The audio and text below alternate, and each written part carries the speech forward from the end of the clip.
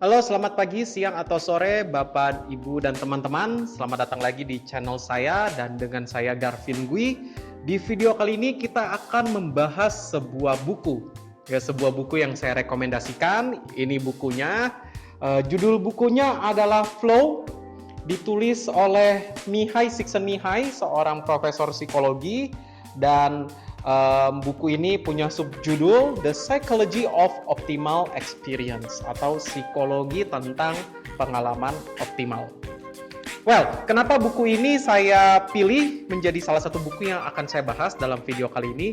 Karena buku ini menggabungkan dua konsep yang menurut saya jarang dibahas.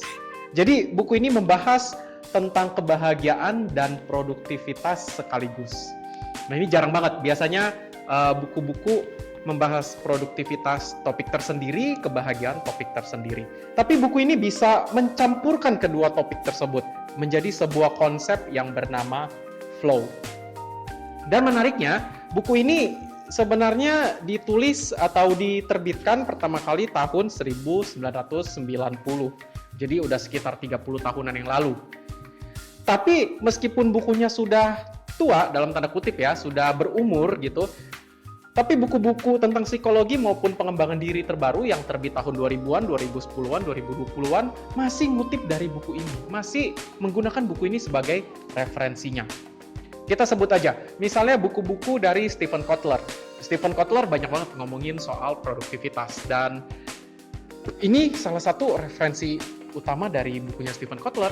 Ya, Stephen Kotler sering banget ngomongin tentang flow, ya bahkan bikin sebuah gerakan flow inisiatif gitu.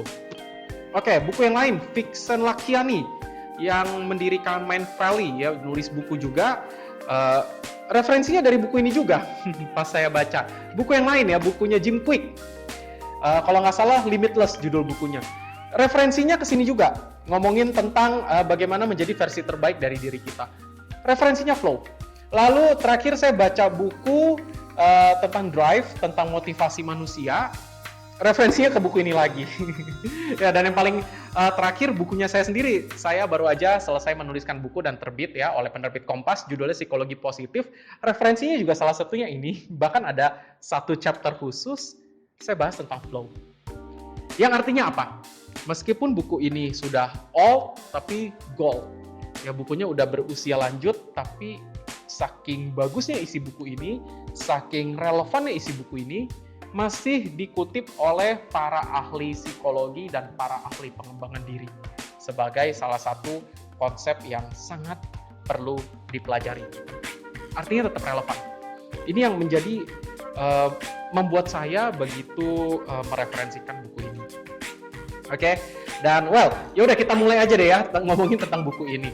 Jadi buku ini ditulis oleh Mihai Csikszentmihalyi, seorang profesor psikologi, dan pada suatu hari Mihai Csikszentmihalyi ini ingin mencari tahu tentang kebahagiaan. Lalu beliau memunculkan sebuah pertanyaan. Apa sih momen terbaik dalam hidup seseorang? Pertanyaan tersebut kemudian menjadi pertanyaan penelitian dari Mihai. Lalu dia mewawancarai banyak sekali orang-orang dari berbagai ragam profesi, baik itu seniman, atlet, dan lain-lain, untuk menanyakan apa momen terbaik dalam hidup Anda. Mihai juga kemudian meminta mereka untuk mencatat aktivitas hidup mereka, lalu diberi komentar perasaannya gimana sih, gimana perasaan Anda ketika melakukan aktivitas tersebut. Nah, catatan tersebut dikumpulkan oleh Mihai, kemudian dianalisa, dan Mihai menemukan bahwa seseorang menilai dia berada dalam momen terbaik dalam hidupnya itu bukan ketika mereka sedang melakukan suatu aktivitas yang berkaitan dengan uang. Ya, jadi mereka merasa hidup mereka itu dalam dalam momen terbaik mereka merasa hidupnya itu sedang bermakna banget. Itu bukan ketika berkaitan dengan uang. Bukan juga berkaitan dengan popularitas atau dengan ketenaran. Jadi bukan harta dan tahta. Menariknya, orang-orang melaporkan mereka berada dalam kondisi terbaiknya, berada dalam momen hidup yang paling bermakna, ketika mereka sedang mengerjakan suatu aktivitas yang menurut mereka menantang, dan mereka mengeluarkan upaya penuh mereka untuk menyelesaikan aktivitas atau tugas tersebut. Jadi momen terbaik dalam hidup seseorang itu bukan dalam kondisi lagi rebahan, bukan dalam kondisi lagi leyeh-leyeh, bukan kondisi lagi pesta. Tapi ketika seseorang sedang berada pada tugas atau aktivitas yang menantang dan mereka mengeluarkan upaya terbaik mereka untuk melakukan aktivitas itu. Itu kondisinya. Yang kemudian oleh Mihai Csikszentmihalyi dia namakan sebagai kondisi flow. Kenapa disebut dengan flow? Karena ketika seseorang berada dalam kondisi itu, orang-orang jadi lupa waktu. Mereka lupa waktu ngerjainnya, tiba-tiba waktu sudah berlalu begitu cepat. Kayaknya baru ngerjain tadi, tapi kok waktu udah berlalu begitu cepat. Mereka lupa waktu, lupa dengan sekitar mereka. Flow. Yang kalau di buku ini didefinisikan sebagai sebuah kondisi ketika kita mengerahkan upaya kita menuju batas kita, atau mengerahkan upaya kita hingga hampir mencapai batasnya, untuk melakukan sebuah aktivitas yang menantang. Jadi kata kuncinya dua. Kita mengeluarkan upaya terbaik kita dan untuk melakukan sesuatu tugas atau aktivitas yang menantang. Di sanalah orang-orang merasa hidupnya lagi bermakna. Menarik banget. Ya, dan mungkin pada saat itu buku ini memberikan informasi yang breakthrough ya, bahwa ternyata momen terbaik itu bukan berkaitan dengan harta, bukan berkaitan dengan tahta, bukan juga lagi nyantai-nyantai, lagi leyeh-leyeh, lagi pesta, bukan harta, tahta, pesta.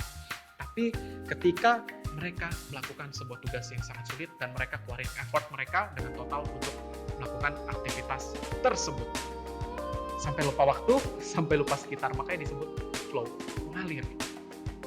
Menariknya, ketika seseorang mengerjakan sesuatu dalam kondisi flow, meskipun mereka nggak peduli hasilnya seperti apa, mereka nggak gitu pikirin, tapi hasil yang muncul dari aktivitas yang dilakukan dalam kondisi flow itu hasilnya bagus banget. Jadi berbagai riset justru mengonfirmasi bahwa ketika kita mengerjakan tugas-tugas atau aktivitas dalam kondisi flow, itu hasilnya bagus banget. Kondisi flow itu kondisi yang dimana memacu kita untuk mencapai potensi terbaik diri kita. Makanya disebut optimal experience, pengalaman optimal. Flow ini berkaitan dengan produktivitas. Tentu orang yang nge-flow semakin produktif ya, karena dia taruh semua effort dia di sana. Flow juga berkaitan dengan kreativitas ya, jadi ketika orang dalam kondisi flow itu mereka bisa generate ide-ide baru, dan flow juga berkaitan dengan kebahagiaan. Jadi orang-orang yang masuk ke dalam kondisi flow yang mengerjakan aktivitasnya sambil nge-flow itu melaporkan mereka happy. Bermakna banget ini. Ya, menarik banget konsep ini. Dan mungkin pertanyaan selanjutnya gini, kalau flow itu membuat kita sangat produktif, membuat kita dalam kondisi optimal, membuat kita kreatif, membuat kita happy.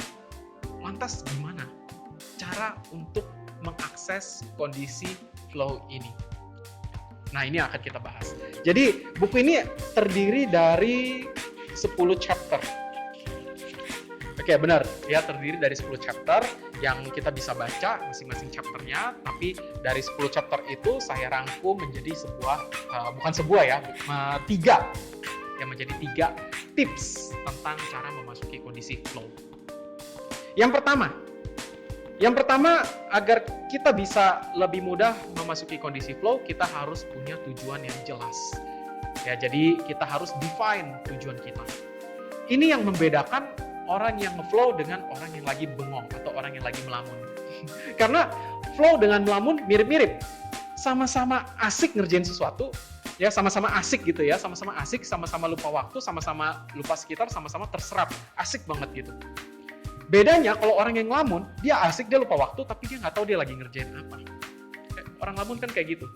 Ya, dia bengong, dia terserap dalam lamunannya, dia lupa waktu, dia lupa sekitar, dia terserap dalam kondisi itu, tapi dia nggak tahu dia lagi ngapain dan dia mau mencapai apa.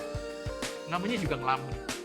Sedangkan orang yang dalam kondisi flow, dia tahu dia lagi ngerjain apa dan dia tahu dia mau mencapai apa. Itu yang kemudian membedakan antara orang yang lagi melamun dengan orang yang nge-flow. Tujuan yang jelas. Ya, jadi Anda harus punya goal yang jelas. Anda mau ngapain? Agar Anda lebih mudah untuk nge-flow. Pertanyaan selanjutnya, gimana cara define goal kita dengan baik? Yang Anda bisa pakai SMART model. Spesifik, terukur, bisa dicapai, relevan, dan terikat waktu atau ada deadline-nya. Ya, nanti kapan-kapan kita bisa bahas tentang SMART di video yang tersendiri. Ya, jadi Anda harus punya goal yang sangat jelas. Dan goal tersebut itu kan menjadi sebuah goal besar. Anda harus pecah goal tersebut menjadi goal-goal yang kecil. Dan ini menjadi tips yang kedua. Ya, Anda harus pecahkan goal itu menjadi goal-goal kecil. Tujuannya apa? Jadi goal kecil itu akan kemudian menjadi tolok ukur kemajuan kita, menjadi indikator kemajuan kita. Dikatakan dalam buku ini, kita bisa nge-flow kalau kita mendapatkan feedback. Mendapatkan feedback artinya kita tahu apa yang kita kerjain itu udah benar, udah on track atau belum. Gimana caranya? Ya dengan punya indikator-indikator itu, dengan punya sub-goal itu. Jadi goal besar Anda pecah menjadi goal-goal kecil, dan di sanalah Anda bisa mengukur kemajuan Anda. Jadi Anda tahu nih, udah ada kemajuan atau belum. Karena dengan kita tahu bahwa kita maju, ya ada kemajuan, kita mengerjakannya dengan benar, itu akan lebih membuat kita masuk ke dalam kondisi flow. Ya, jadi itu tips yang kedua. Anda pecahkan goal besar itu menjadi goal-goal kecil, menjadi panduan atau indikator bagi Anda. Apakah Anda sudah benar atau apakah Anda sudah ada kemajuan atau belum. Oke, itu tips yang kedua. Tips yang ketiga. Tips yang ketiga adalah kesesuaian antara tantangan dan kemampuan. Nah, kita pakai perumpamannya gini. Ya, ada di dalam buku ini juga. Jadi, misalnya Anda main catur. Anda main catur dengan seorang juara dunia. Gimana rasanya? Saya nggak tahu ya, apakah Anda bisa ngalahin juara dunia catur atau enggak, tapi saya dan sebagian besar dari orang-orang di sekitar saya, kalau saya tanya ini, mereka akan jawabnya frustrasi. Main catur sama orang yang juara dunia main catur. Frustrasi, kenapa? Karena susah banget men, melawan seorang juara dunia main catur. Kita akan frustrasi, kita akan stres, dan dengan demikian kita nggak bisa nge-flow. Gimana bisa nge-flow loh? Kita aja stres banget. Ya, di sanalah disebut kondisi di mana tingkat tantangannya jauh melebihi kemampuan kita. Tantangannya jauh di atas kemampuan kita. Itu bikin kita nggak bisa nge-flow. Itu malah bikin kita jadi frustrasi. Sekarang kita ganti situasinya. Anda main catur sama anak SD kelas 1 yang nggak pernah main catur sama sekali. Gimana? Gantian, kali ini bukannya stres, tapi bosen. Kenapa bosen ya? Anak ini nggak bisa main catur. Dan saya main mau serius juga nggak bisa. Oh, dia aja nggak ngerti cara mainnya. Ya, nggak seru. Ya, nggak tertantang. Ya, bosen. Dan dalam kondisi itu juga nggak bisa flow. Kenapa? Karena tingkat tantangannya jauh di bawah kemampuan kita. Ya, jadi malah nggak menantang sama sekali ya. Tingkat kesulitannya jauh di bawah kemampuan kita. Nah, dua ekstrim ini dikatakan tidak bisa membawa kita ke dalam kondisi flow. Ya, tantangan yang terlalu sulit sehingga kita frustrasi, atau tantangan yang terlalu mudah sehingga kita bosan. Kondisi yang tepat untuk kita nge-flow adalah tantangannya sedikit di atas tingkat kemampuan kita. Saya ulangi, tantangannya sedikit di atas kemampuan kita. Kenapa harus sedikit di atas? Karena itu menantang kita, memacu kita untuk berusaha, tapi masih bisa kita capai. Itu kata kuncinya. Menantang, sulit, membuat kita mengerahkan effort kita, tapi kita tahu itu bisa kita capai. Dan itu akan membuat kita lebih mudah masuk ke dalam kondisi flow. Dan otomatis juga, kalau tantangannya sedikit di atas kemampuan kita kan berkembang. Itu lagi-lagi membantu kita untuk nge-flow. Nah, itu yang ketiga. Jadi Anda harus mengerjakan aktivitas yang sedikit, level tantangannya sedikit di atas kemampuan Anda. Lalu tadi saya katakan ada 3 tips ya. Sebenarnya bukan 3, 4. Ya, jadi ini yang keempat. Ya, tadi saya katakan 3, padahal ada 4. Nah, ini yang keempat dan yang terakhir, agar kita bisa masuk ke dalam kondisi flow. Yang keempat adalah fokus. Sekarang gimana Anda bisa nge-flow kalau Anda nggak fokus? Ya, sehingga Anda harus bisa meminimalisasi distraksi di sekitar lingkungan kerja Anda.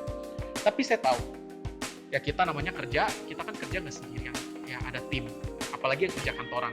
Ya, biasanya banyak follow up dari departemen lain, atau dari atasan, atau mungkin dari kolega. Sehingga Anda nggak mungkin bisa punya kondisi 100% yang ideal, nggak mungkin 100% sempurna. Tapi Anda bisa mengondisikannya sebaik mungkin. Ketika kita ingin fokus, maka kita harus mengurangi gangguan. Nah, biasanya cara yang saya lakukan adalah kalau kerja, saya pakai earphone.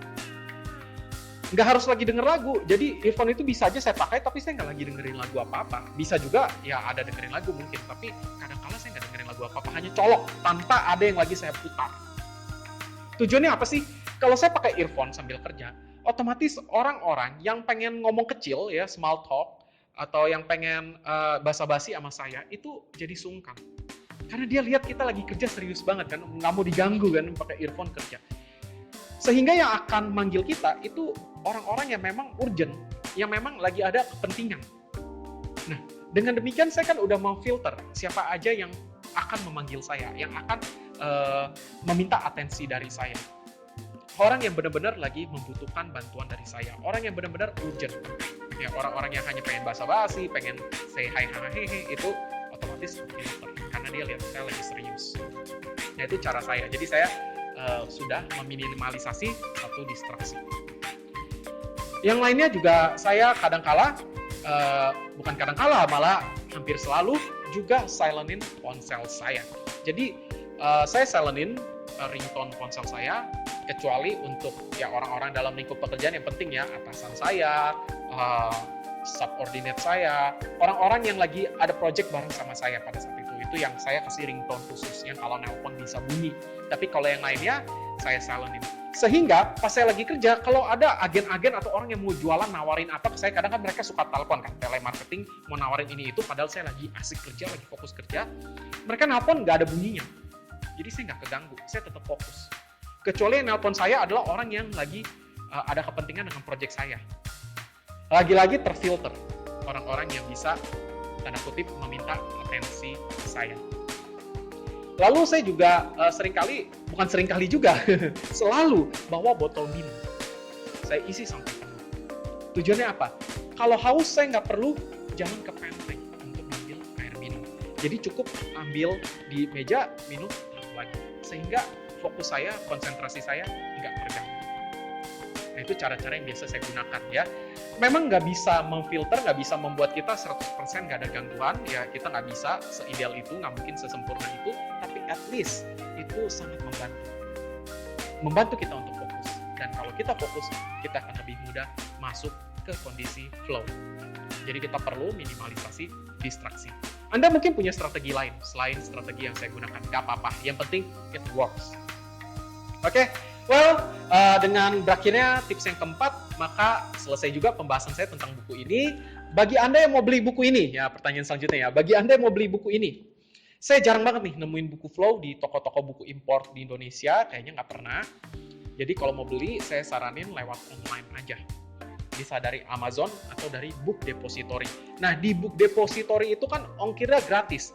Ya, linknya bisa Anda buka di description ya. Nanti saya masukin link Book Depository yang isinya buku ini. Jadi Anda kalau mau beli tinggal klik dari link itu aja. Ya, nggak usah capek-capek search lagi. Di Book Depository ongkirnya gratis, jadi enak banget. Buku dikirim dari UK nyampe ke kita itu ongkirnya gratis. Walaupun ya namanya ongkir gratis, tentu pengirimannya nggak secepat pengiriman premium, tapi ya bagus dong, menghemat budget banget kan, pengiriman luar negeri kan mahal. Ya, jadi Anda pesan aja lewat Book Depository, ya linknya ada di bawah, jadi Anda nggak perlu capek-capek nyari. Dan kalau Anda juga pengen dapetin ringkasan tertulisnya, catatan saya, itu juga ada di description. Ya, jadi Anda nanti buka kolom description deh, di sana ada resource-nya ya yang bisa saya bagikan terkait dengan buku ini. Dan penutup, buku ini sebenarnya buku yang saya rekomendasikan banget. Saya rekomen banget, isinya bagus banget, tapi ada satu catatan. Buku ini gaya penulisannya serius banget dan pemilihan katanya itu cukup berat gitu. Sehingga mungkin kalau pembaca pemula mungkin akan lebih sulit baca buku ini. Ya, ini saya rekomendasikannya pembaca tingkat moderat yang udah mungkin rutin baca buku, mulai rutin. Nah, ini buku mungkin cukup menyenangkan untuk dibaca. Tapi kalau Anda pembaca pemula mungkin akan mudah bosan. Tapi nggak apa-apa. Ya, kalau Anda pembaca pemula mau baca buku ini kan berarti artinya tingkat kesulitannya sedikit di atas kemampuan Anda.